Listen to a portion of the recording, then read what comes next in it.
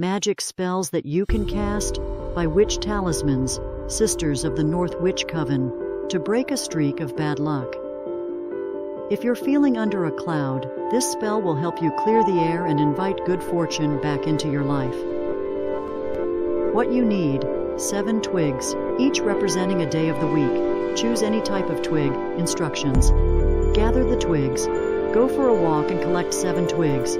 You can select any type, but if you prefer traditional choices, use ash for Monday, beech for Tuesday, elm for Wednesday, oak for Thursday, horse chestnut for Friday, yew for Saturday, and elder for Sunday.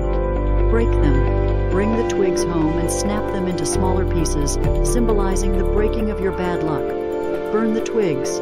Light a fire in your hearth or a bonfire. As you burn the twigs, say, "Ill luck is broken," as these words are spoken. Like, subscribe, comment, and let us know which spells you would like our coven to do next.